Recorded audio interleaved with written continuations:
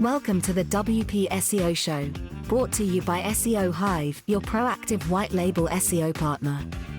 The WP SEO Show is all about talking WordPress and SEO, from optimizations, structures, setups, and plugins. We explore how to make your WordPress website perform better in the search engines. Here are your hosts, Pete Everett and Jeff Patch. Hello and welcome to this episode of the WP SEO Show. I am Pete, one of your co-hosts, and I'm joined by my good old mucker Jeff from the other side of the Atlantic. Oh, sorry, that's a Yorkshireism. Yorkshire is a part of England. All of the American listeners will know it more as Yorkshire. But that's not how you say it? That's how I always say it. What, Yorkshire? It's like Worcestershire. It's Worcestershire. Yeah. And Yorkshire. You're speaking English. Yes, English, which comes from England. Does it though? Ooh, this isn't where this show was meant to go. Anyway. Boy, we really set the precedent before we got started. We said, this might be one of the topics that we have some kind of differing views on, and here we are. We're already fighting. Absolutely. I think we've already setting the bar for like a brawl. For full clarity, we kind of agreed that this topic that we're going to talk about in this show isn't something that we can agree to disagree on. So we basically have to keep on arguing till the death so that there is a definitive view that comes out of it. And it is very important that one of us expires by this, because two of us cannot live with these differing views. And let's face it, an entire ocean and an entire continent isn't enough distance for our two worldviews to survive. So we're blowing this up so much. It is not nearly this brutal or violent or angry. Right. Well, I'm gonna now introduce the topic, and we're a couple of minutes in, and we'll see what the drop-off rate is on the episode when we get it into Captivate, so that of people coming in, listening to the intro and getting all worked up and kind of, this is going to be good. Then we say what it is and they go, oh no, I'm not going to listen to that. Oh man. And they didn't talk about the weather today. Dang it. What a crappy episode. Didn't talk about the weather. I'm wearing thermals. It's like -4 outside, has been for the best part of a week. It's January. It's cold. We get it. Move on. Yeah, absolutely. Fight. I was trying not to think about it. And then there you go, bringing it up again. Right. Okay. So, let's preface this show with a little. The whole concept of this show has come up from a scenario that happened in our business in SEO Hive, or was brought to our attention by a client a couple of weeks ago, where one of our agency partners sent us some reports that their client had run on some content on their website from an AI checker, and the reports had come back and sent 3 reports. One had come back with a score of 78% on this AI checker. Another for, I believe it was 97. It was in the 90s anyway. And then the third was 100% score on this AI checker for 3 different pages of content on this website. And the client had sent them to us, wanting to know how to respond, wanting to know what we thought of the AI checkers, wanting to know, basically, did the client have a point? And what could be done to address the issues. And that then sent us on a bit of a journey of discovery. I think that's first, quite a journey. Quite an interesting journey. I got to admit, this isn't something like I wanted to deal with that week. No. But it was interesting. It was really it was an eye-opening experience. I'm not mad about the situation. No. We're not mad about it at all. And it's certainly been useful. We'll both agree on that. And for the sake of impartiality, we won't mention the particular AI checker that was used. Yeah. However, needless to say that the reports, in inverted commas, that they'd sent through were so generic or so unuseful that in order to get a true picture of what was going on, we went up and we had to go and sign up for the darn thing ourselves and run the reports ourselves to actually get the full detail. And what then transpired was a whole load of education about what these reports meant, what the tips were that were given in order to improve the scores, and then our differing views about whether they were any good or not in the first place. So that I should also add, discussed with them as well. So that it wasn't just our discovery. We talked with the company multiple times too, and in a positive manner. I mean, just figuring this stuff out. So yeah. So let's let's Okay, here's let's where Pete's gonna start turning red. no. I'm gonna take a chill pill. It'll all be fine. No AI checkers were killed in the production of this episode. So let's first things first. So the very first thing that shocked us was the scores that were given. 78%, 90 whatever percent, and 100%. And it took us a while to actually understand from the check. In fact, we needed our own account to get in and get the information from the software itself, was to understand what those scores meant. Because, for example, that 100% score, it did not mean from the outset that 100% of this page was written by AI. The score was a confidence score. So what it was saying was that the checker was 100% confident that AI had been used in the production of some part of that page. That could be, I'm presuming it wasn't doing individual words, but that could have been a sentence, it could have been a paragraph, it could have been a section, or it could have been the whole thing. That's not to say that the whole thing was 100%. And that was very misleading from the outset. And the tone of the message that had come from the end client was very much like, hey, this page is entirely AI. This isn't on. Yeah. So there's I think very that's the definitely biggest. an expectation there.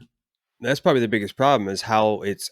I don't want to say advertised from a marketing standpoint, but how the results are conveyed. It's very alarmist and very almost feels like they're accusing. Yeah, I felt when we first got this, my first instinct was we need to talk to our writers and find out what the heck's going on, why the heck they'd be doing that. There's a lot more to the story. Yeah, absolutely, absolutely. And I think the thing is that I mean, I've got the sales page of the website of the particular AI checker up in front of me, and it says things like our accurate AI checker. It did also check for plagiarism and it checked for facts. The fact checker, we didn't actually pay for that for those particular scans, did we? Because basically each page you ran, it took however many credits. It was based on your word count. So when you submitted a URL, it would calculate the word count and then would tell you that it was 20 credits for an AI check, further 20 credits for plagiarism, and further 20 credits for fact. We only did AI and plagiarism, to be fair. The plagiarism checks all came back completely clear, and as I said, I've told you what the scores were for the AI checkers, the AI checks. Now, I do also have a bit of an issue with this, which is I don't know how plagiarism is kind of taught around the world, but in the UK, we are taught quite extensively at university about what plagiarism is and why you shouldn't do it. And I struggle to see how something that is machine learnt and therefore machine generated can't be plagiarism. Does that make sense? Yeah. Like, what surprises me is that you get a page that's 100% confident that that's AI has some AI generated content in it, but yet is still 100% plagiarism free. Because surely the AI bit must be AI from somewhere. So it's learnt it from somewhere. It's machine learning. I know. So how can it? It seems odd that you'd have complete opposite polar ends of the spectrum scores for that. That's all I'm saying. It seems a bit strange to me. It makes sense in that when you think of the concept that way, but at the same time, what you're describing is exactly what a human would do. They would consume the information, they would process it, and they would regurgitate it onto the page. So it's kind of to me, it's the same thing. I wouldn't define it as plagiarism. I would say plagiarism is, at least the way I'm concerned about it, is very literally the verbatim copying of text. Yeah. You know what I mean? Or even, I guess, even verbatim, even just taking like a sentence and making it over there. Like, for example, we've used, I will say this name because we have no problem with them, but Copyscape, we've had that forever. And it's one of those things that, again, when I log in there, I go, does this look like it's from 1994? Can you guys update your website? Do something modern. Like, it's I don't want to give you my credit card information, but we do. because it's I don't know of anything better right now. Yeah, But you log in and think, is this secure? right? Yeah. Okay. All right. Chrome's not warning me, so I guess it's all right. It's so funny how how I don't know. um, you know what I mean?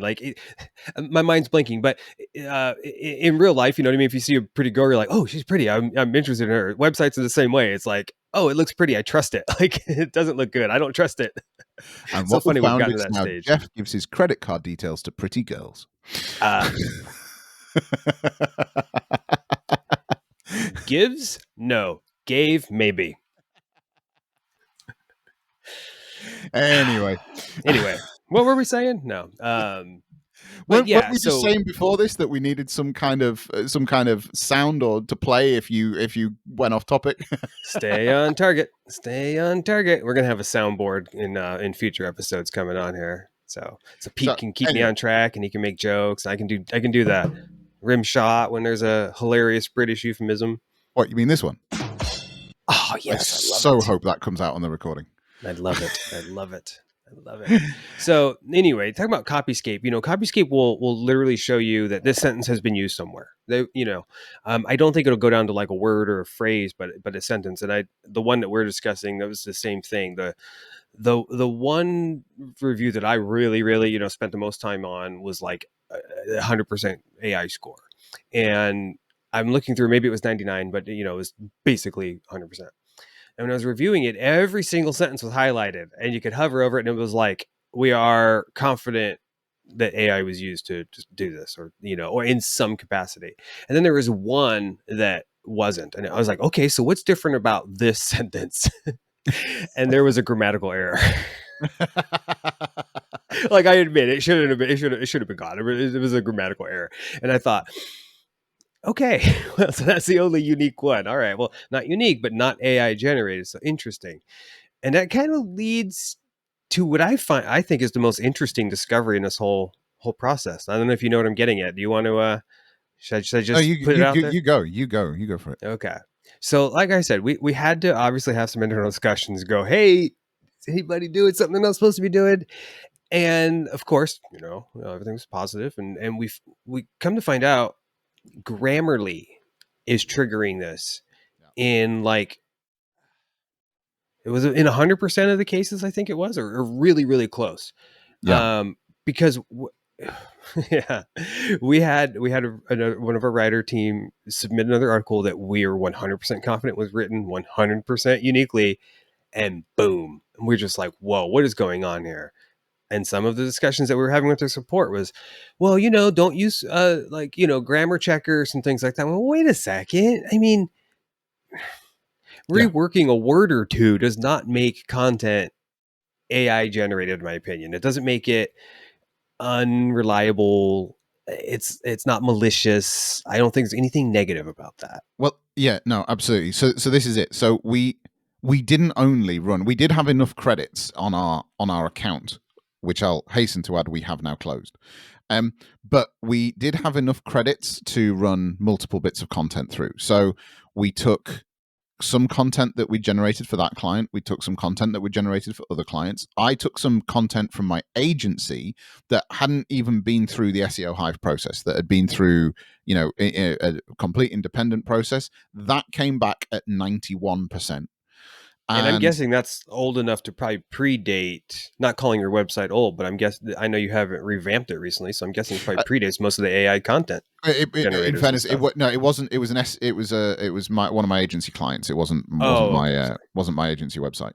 But we took content from different sources, from different writers, from different processes, and we struggled to get anything that would have a score of 0. In fact, we struggled to get anything that would have a score of under 50%. And that was when we started digging into this a bit more, and we looked at what they termed as tips.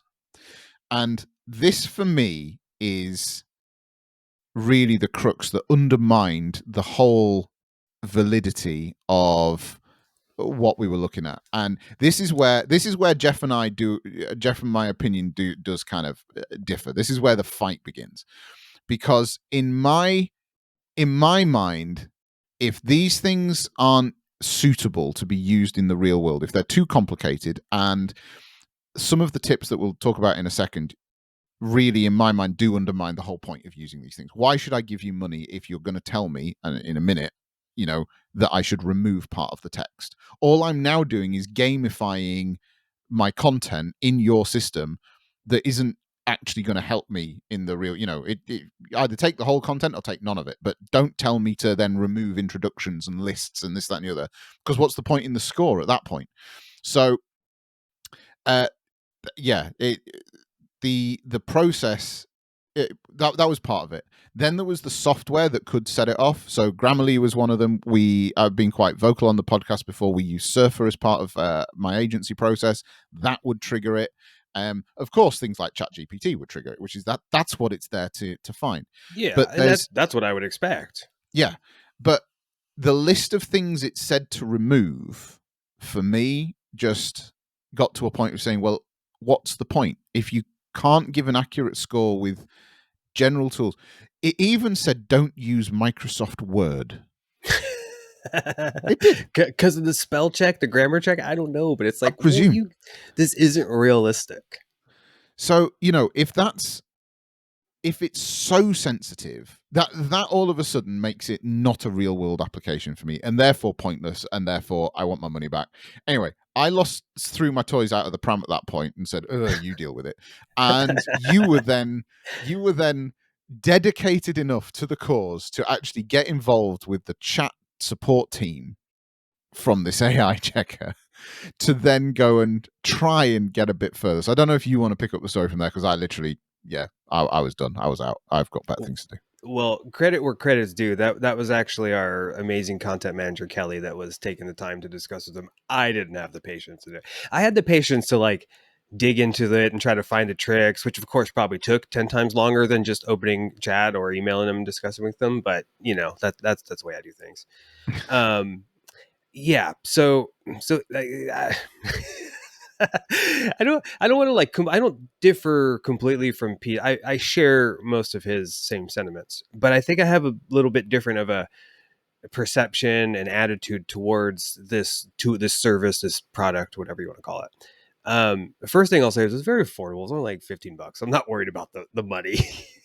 I am. It's unjust. They shouldn't have taken my money for a product that isn't fit for purpose. I want that $15 back. I don't like to blow money, but it wasn't going to keep me up at night. We had a bunch of credits to play with. I expect to burn through them and it'd be fun. Where I started to differ was I look at it and I go, okay, I see the use for this product. I see how it could be beneficial. I think that they're marketing it to everybody who wants to test their content. So that's of course going to be website owners and agency owners and bloggers and writers and SEO people. We're the perfect client for a tool like this. I would think. And when we haven't looked for one, I have to admit, we haven't been like, hey, we should get ahead of checking on our team because we trust our team. You know what I mean? But at the same time, I see how these could be beneficial on a bigger scale. Now, a 1,000-1,500 word blog article that we're discussing here in the, in SEO Hive, and of course, just with general website SEO, that's a really small sample size. That's not a lot of data to analyze. No. A 30-page research paper, a college thesis, a newspaper article, and something a lot more fleshed out, larger sky, everything like that. That's where I see something like this being useful. Now, is it ready for that? I don't know. It may not be. Well, but that's where I could go. That's the client for this type of product. You see, yes, you have a point. And I agree with you in principle. However, you are forgetting one key tip, another tip that they gave in their help docs. So their help documentation was very much geared around false positives and how to improve your content for false positives. And one of the tips they gave in their help documentation for this was to make sure that the content you scan isn't too short or too long. I So missed the too long mention. And too short, I assumed, but too long, I did yeah, not. isn't too short or too long. Now I can't. I've got what I'm looking at is the notes that we were chatting about with the agency partner and with the client, and I can't hand on heart say whether they gave a word count of what too short and too long was. I can't honestly remember, but it was to make sure the content you scan isn't too short or too long. So that's, again, real world scenario. Yeah, you granted, if you're producing producing a website and you're writing 600-word blog posts, I get it. You're probably not optimizing that much because they're so short anyway, in which case a tool like this doesn't. You're right, you're not really giving it too much to go on. But then on the same note, we've kind of been we've kind of evolved into this world where, you know, chat gpt, we all the training that we have for it is to keep chats going for particular subjects, because it learns and it learns and the output gets better as time goes by. And you know, we have chats for clients where we've been processing particular parts of data for them, and the chats are really quite long because, again, you've been sort of educating the bot into what this particular client's about.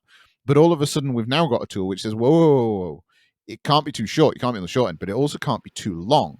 So we don't want all that context. What we want to do is take your $15 and run for the hills. So sorry, that's my cynic. That's the cynic in me coming out again. But that's yeah, you can't. This particular tool, anyway, couldn't scan a 30-page thesis because it would just throw up an error that it's too long. See, I did not learn that. Now I don't even know how to, like respond to that. That's just Goldilocks. So, is my name Goldilocks now? Hang on, does that make me one of the bears? Let's move on before it gets too awkward. So just to cover in broad brushstroke terms, the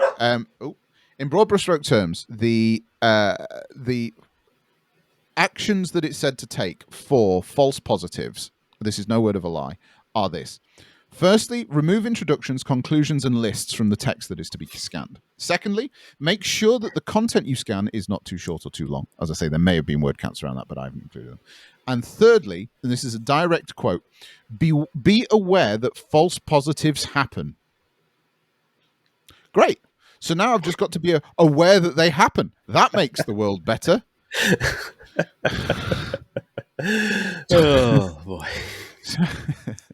So I'm not for 1 minute. I should also say that we didn't just sort of go and draw our own conclusions about this. We did go and check them out on Trustpilot. We went and checked them out on Reddit. There was some very big profiles about them or threads about them in those on those platforms, and the reviews of them were absolutely shocking. People saying, "Don't waste your money. You know, $15 you'll never get back." All that kind of stuff. So, needless to say, we're not the biggest advocate for them right now. However, it did throw up two things, I think, which is ultimately where this podcast is going to go. One is, it really did make us have a real world conversation with agency partners about what we would class at the moment, at the time of recording, January 2024, is acceptable use of AI within content creation on websites.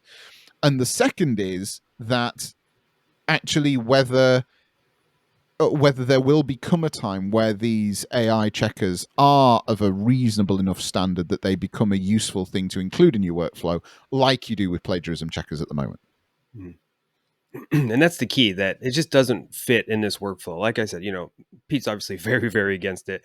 I am optimistic that it will evolve, that, I'm also optimistic that the use can be done in the correct manner, but it's just a tool. It's not what we were looking for. And I think what our clients were expecting, and probably most people that have tested out this specific one and probably many others, is that they're looking for a yes or no answer to, have I been ripped off? And you just can't answer that. You know what I mean? I think that's what everyone's really looking for. And I don't know, maybe I'm just more trustworthy, but I liked their mission. I was very optimistic when we signed up for this. I thought, I don't want to pay for another thing. I don't want to add another step to our process. I mean, who does? But if it improves things, if we could give clients this report, because we were talking, we said, oh, should we generate reports? I said, yeah, let's generate a report. Let's deliver them with every article. Let's go above and beyond. and then obviously it's just not going to benefit anybody. So, it's not going to work in our workflow. But I think their goals to, help make sure AI doesn't become this, big headed monster is admirable, and hopefully coming from a good place, and hopefully it evolves and manages to get there. And so that's my kind of take on it there. But yeah, and we couldn't have sent those reports to clients because, no, like I said earlier, it isn't. Well, it's partly about the headline figure, but that headline figure, like you see AI content 100%. And that's not what it means to begin with. It does mean it's a confidence score. And the second thing is, you then, if you then engage with their process and remove the intro, remove the conclusion, remove any lists and either bulleted or numbered lists and that kind of thing, then you when the client then sees the report, if they actually spend the time to look at it, they'll say, but that piece of content that you've scanned isn't actually the piece of content that's on the website because there's bits missing. So hence the report is therefore meaningless anyway. And that would look sketchy. I know. Well, it would, why'd you pull out all the stuff to get a good score? That doesn't look right. Yeah. Yeah, absolutely. Like, I understand from a technical point, but it doesn't make sense to do it. So there you go. The other thing, just to be fully clear, I should also say that there was an element in the help docs about topics which were more triggered than others, and they specifically said that comprehensive topics such as academic and scientific pieces of content would be more likely to trigger false positives than others. Now, it's like academic and scientific. For starters, academic could be any subject that you can study academically. So yeah, it's not particularly that's a very overarching statement as well. And, so that's what I was thinking was the best use too. I was like, see, I could see it being used to make sure research papers aren't. Nope, turns out not. Okay. Yeah, absolutely. I guess I should have read more of the help docs than Pete did. Well, this is maybe why I wanted to just throw it out the window and get my money back. But hey, you persevered. Kelly, you were an absolute angel going through that, because honestly, there was not enough hours in the day for me to even consider it. So that said, we maybe should put a link or a shout out to Kelly in the show notes for this, because she was an absolute angel. Our hero. Yeah, sorry, my mic's in the way. I can't move my hands in the right spots today. She is. She keeps our content team flowing smoothly, and if we didn't have Kelly in our lives, I was going to say you and I'd have a lot less hair. You've not got much to get going with, to be honest. You guys gonna let me take this abuse? You're gonna in the comments? Can somebody help me up here? Insult Pete somehow for me. He had to really dig deep there. Ouch, that hurts. Never criticize a man in his losing of his hair. So let's move this on as we come into sort of land with this show. Let's move this on to what were the conclusions we came to? How did that discussion about acceptable use kind of tie up? Yeah, I think eventually not eventually, but ultimately what happened is we just clarified our stance, and it didn't change. I don't think it's changed at all. It's it's been the same, and it's that, hey, we research from what's available, information that's available. That's how we and other content writers out there manage to, write interesting articles about topics that they have no education on. The internet can educate you very quickly, not gonna lie. But it's also, it's their own flavor. And that's what you have to do with it. You have to write it. You have to, use your own language and your own words. And you can't just put in these ideas and let something spit it out and then expect that to be perfect. So we've never had that idea, or that, we've never tried that. We never want to do that. And none of our writers have, which has been fantastic. Beyond that, there's a lot of great tools, like you're big on Surfer SEO. I haven't used that much myself, but if there's a tool that can go out and help find the research for you, great. If it can look at your competitors and see what they're doing and give you some information, great. So that's exactly it. I mean, we summarized it in the sort of email to the agency partner to say, look, we accept that we can use AI for research, planning, and data processing. However, all copy needs to be handwritten. Surfer now has, and has for maybe 6 months or so, it does have an AI generator within it, which we don't use. But where Surfer shines, where it came into its own, the reason we use it is because it uses AI. When you stipulate that you want to write a piece of content about X, it uses AI to benchmark the words that you're writing against the top 10 results. So it gives you a steer on copy length. It gives you a steer on how many paragraphs and headings there are. It gives you a steer on how many images there are. It gives you a steer on how many related keywords are used, how many keyword variations are used, how many internal links there are. And it does this in real time. So as you're writing, like in a Google Doc, it's got a panel on the right-hand side and gives you a score out of 100, which is also broken into areas of 4 different areas that make up that score. So it's, and as I say, it's doing this in real time. So you can be confident that the stuff you are writing competitively to rank within the SERPs. That's where it's like absolute gold, because you as a copywriter, as an agency that's writing for a client on a particular topic, you need to know that the work you're putting in right now is going to have tangible result.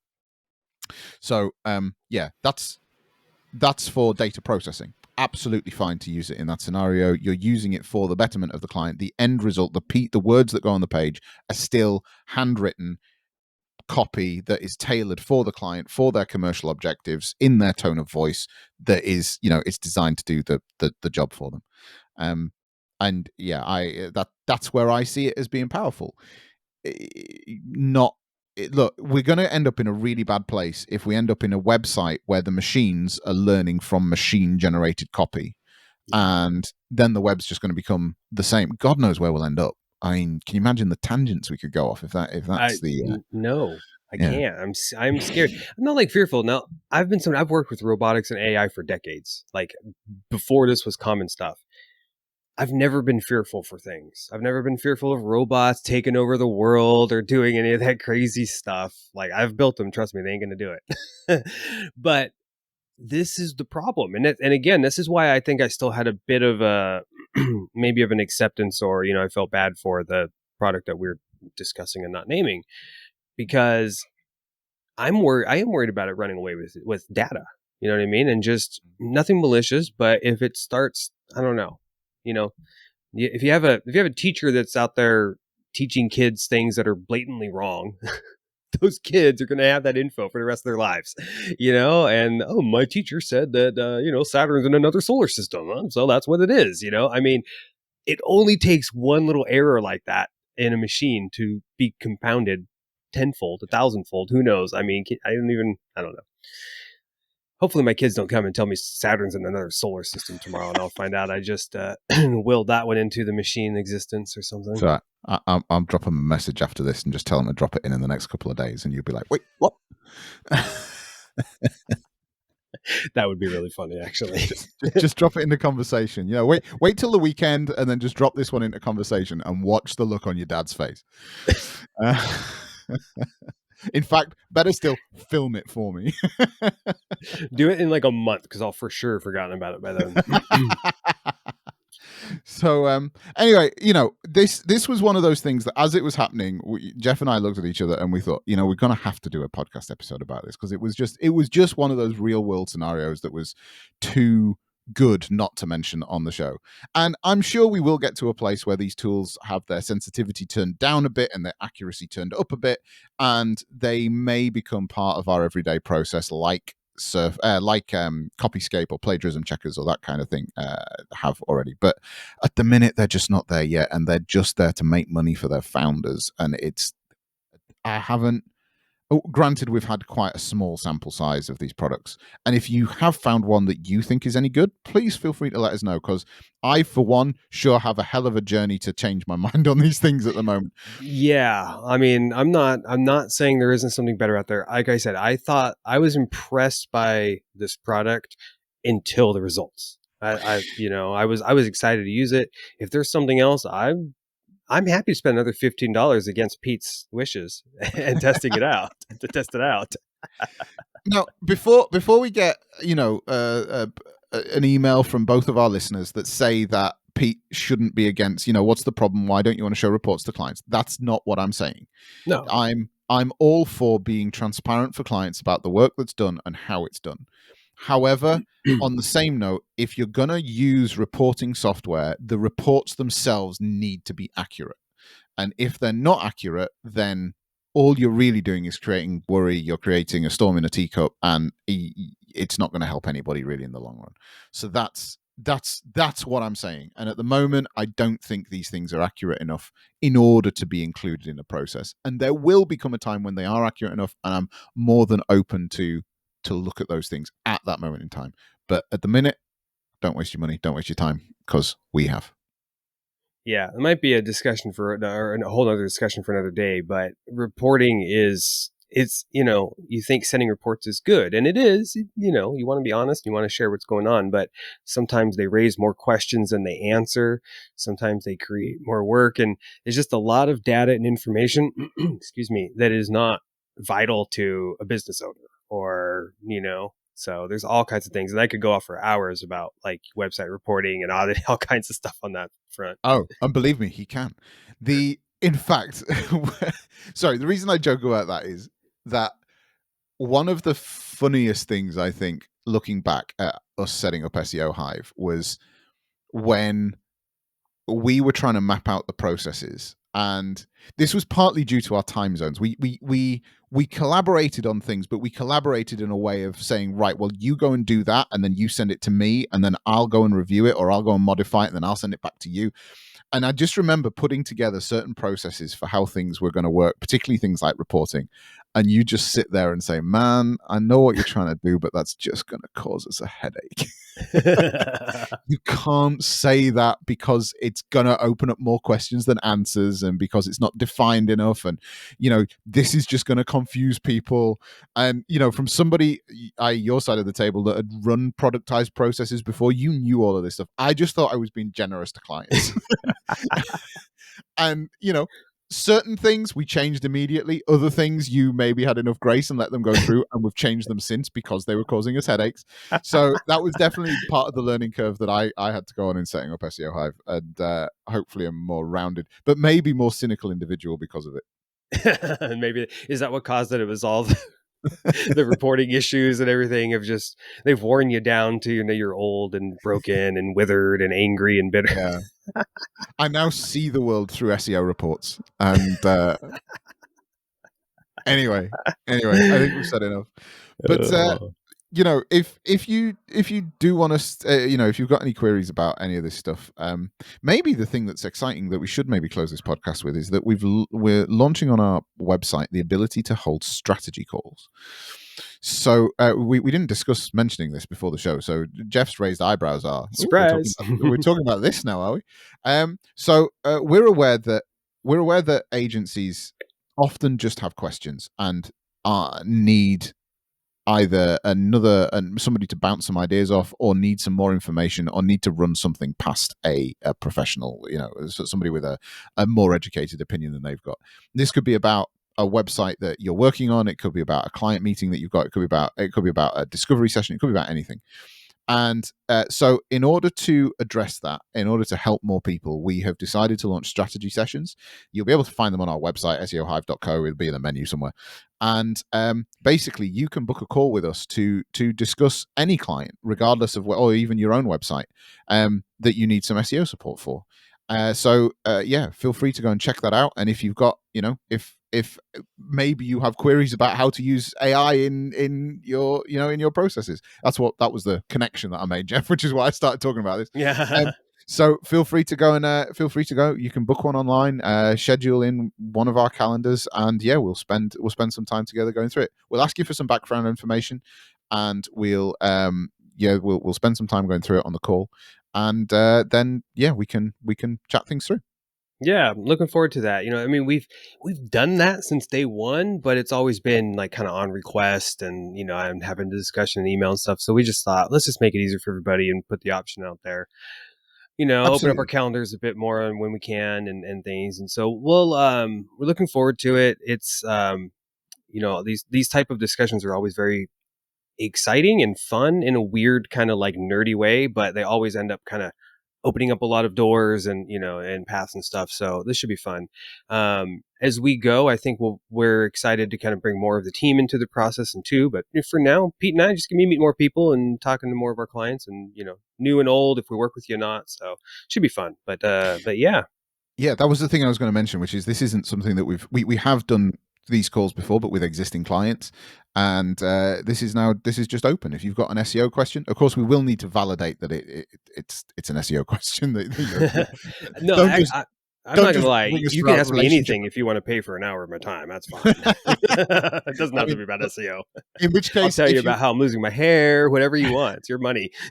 If you want to book in for relationship advice, please select Jeff's calendar because mine isn't going to be so good. Well, you want bad relationship advice. But yeah, that's something we're really excited to launch at the start of this year. So feel free to check it out if it is going to be of use to you. And if we don't see you in a strategy session, we will see you in the next episode. So have a good week, everyone. Yeah, thanks for listening. Laters. The WP SEO Show is brought to you by SEO Hive, your agency's proactive white label SEO partner. We understand that finding a reliable SEO supplier is key to ensuring you build stable monthly recurring revenue into your digital agency.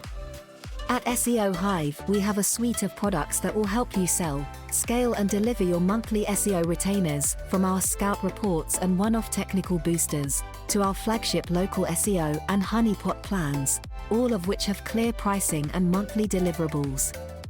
If you want to explore how SEO Hive can help your agency deliver high-quality and reliable SEO agreements for your clients, you can find more information at seohive.co and schedule a call to discuss the next steps.